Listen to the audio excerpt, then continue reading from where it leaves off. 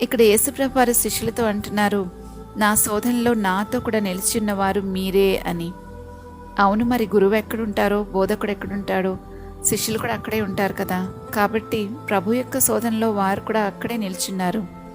చివరకు యేసుప్రభు వారు మరణించే సమయానికల్లా శిష్యులు మంచి సాక్ష్యాన్ని ప్రభు దగ్గర నుండి పొందుకోగలిగారు.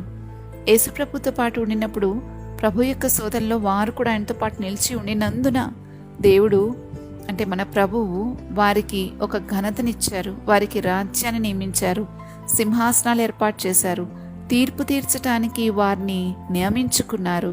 ఈ విషయాన్నే ప్రభు అక్కడ చెప్తున్నారు. ఇది మనం 1000 ఏండ్ల పరిపాలనలో తప్పకుండా చూస్తాము. కానీ ఈనాటి నుంచే ఎవరైతే దేవుని రాజ్యంలో చేర్చబడి ప్రభు యొక్క శిష్యులుగా ఉంటూ ఉంటారో వారందరికీ ఈ వాగ్దానం వర్తిస్తుంది. యేసుప్రభు వారు తన శిష్యులతో రాజ్యాధికారాన్ని పంచుకోవడానికి ఆయన ఎంతో ఇష్టపడుతున్నారు. ప్రభు యొక్క మనస్సు అదే. విశ్వాసులు క్రీస్తుతో కలిసి పాలించేవారుగా ఉంటారు అని ప్రభు మనకు తెలియజేస్తున్న సంగతి ఇది. ఈ మెసేజ్ మీరు పూర్తిగా వినాలి అని అనుకుంటే కింద లింక్ ఇచ్చాము. ఆ లింక్ ని క్లిక్ చేస్తే అది మిమ్మల్ని బైబిల్ స్టడీలోకి తీసుకుని వెళ్తుంది. అక్కడ పూర్తి మెసేజ్ ని వినగలరు.